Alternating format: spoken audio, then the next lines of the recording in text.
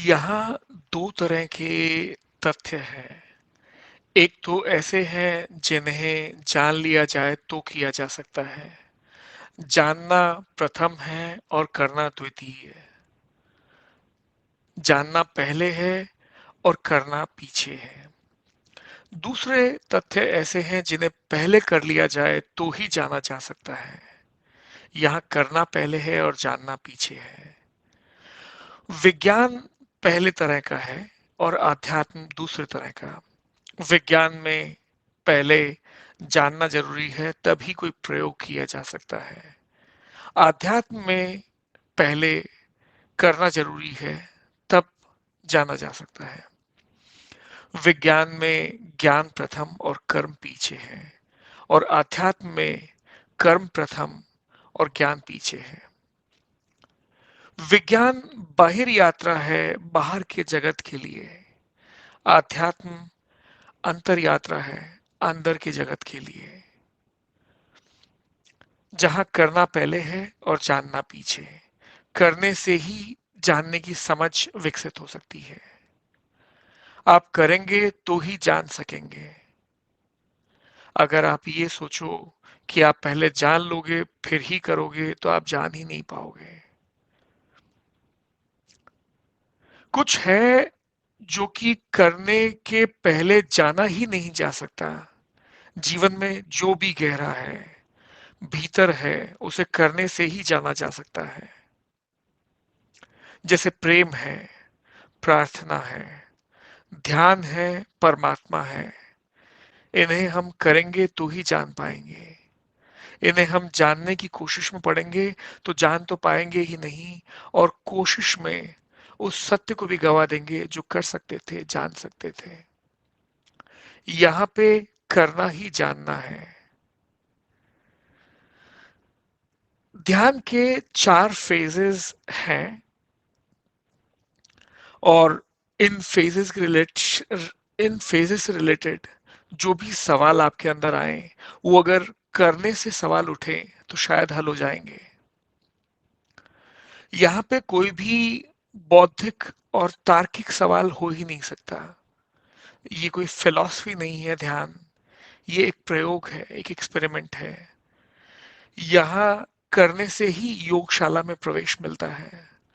यहाँ करने की गुंजाइश है, सोचने की नहीं है। यहाँ जानने का मार्ग है पर तर्क से नहीं, अनुभव से है।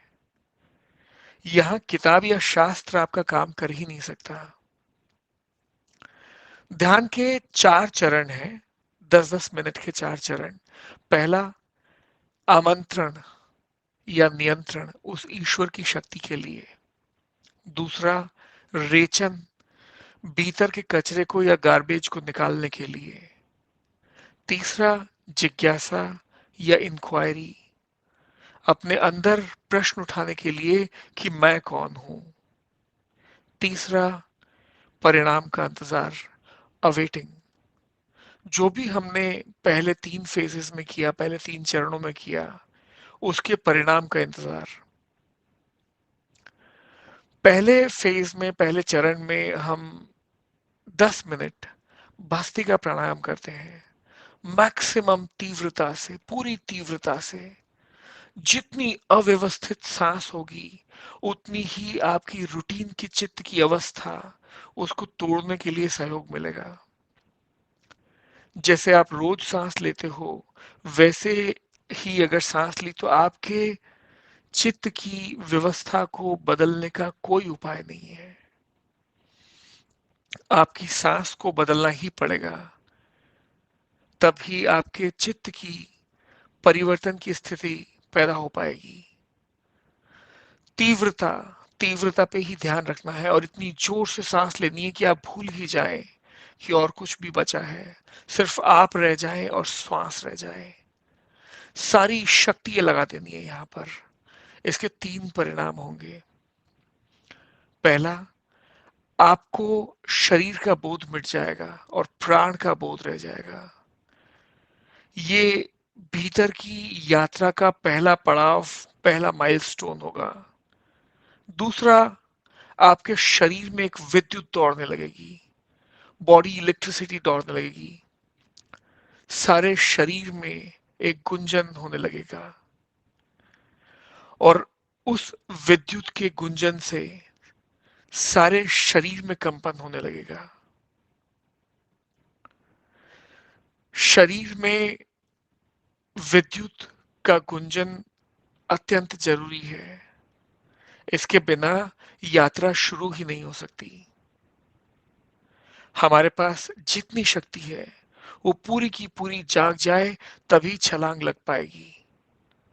तीसरा, जैसे ही आपके अंदर विद्युत का गुंजन होने लगेगा, आपकी रीढ़ में कंपन चालू होगा, रीढ़ में गुंजन चालू होगा, शब्द कुंडलिनी जागने लगेगी, कोई चीज रीढ़ पर उठनी शुरू हो जाएगी, जैसे नीचे से कोई चीज ऊपर की यात्रा पे निकल गई हो। यहां सिर्फ आपके करने का ही सवाल है। पहला चरण हो पाएगा तभी दूसरे चरण में प्रवेश मिलेगा, अन्यथा नहीं हो पाएगा। दूसरा चरण रेचन का है। जैसे ही शरीर की वो शक्ति जाग जाएगी और कुंडलिनी पर आघात शुरू होंगे और आपको शरीर का बोध मिट जाएगा, प्राण का बोध रह जाएगा और सारा शरीर बिजली का गुंजन बन जाएगा, वैसे ही आपके शरीर में बहुत सारी घटनाएं शुरू हो जाएंगी। जरूरत है यहाँ कि आप उन्हें रोके नहीं बल्कि सहयोग करें। शरीर जो भी करना चाहे, मन जो भी करना चाहे, उसको सहयोग करना है, रोकना नहीं है। चार तरह की घटनाएं आमतौर पे होंगी या इसके मिश्रण होंगे। पहला, शरीर नाचने लगेगा और यदि नाचने लगे तो पूरी ताकत लगा देनी है, नाचने में रुकना नहीं है। शरीर चीखने चिल्लाने लगेगा, यदि चीखने चिल्लाने लगे तो भी पूरी ताकत लगा देनी है, रुकने रुकना नहीं है यहाँ। शरीर हंसने लगे तो हंसने में पूरी ताकत लगा देनी है।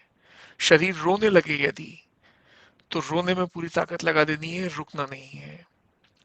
जो भी हो, जो भी हो, उसे पूरी तरह से करना है, संपूर्ण। और ज्यादातर लोगों को ये अपने आप शुरू हो जाएगा। सिर्फ उन्हें रोकना नहीं है। ये वो लोग होंगे जिनको शुरू हुआ, जिन्होंने अपने पिछले जन्म में या इस जन्म में ध्यान की दिशा में कोई काम किया हो, या उनकी इच्छा बहुत प्रबल हो, या उनकी लगन बहुत गहरी हो, जिनका संकल्प बहुत तीव्र हो, या वो लोग जिन्होंने अपने भीतर कोई आध्यात्मिक यात्रा की शुरुआत कर ली है।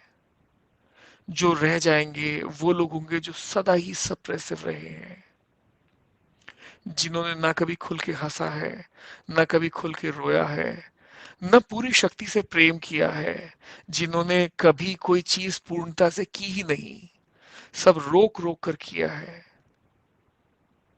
या वो लोग होंगे जिनके साथ घटना तो घट रही होगी पर वो सहयोग करने का साहस नहीं जुटा पाते।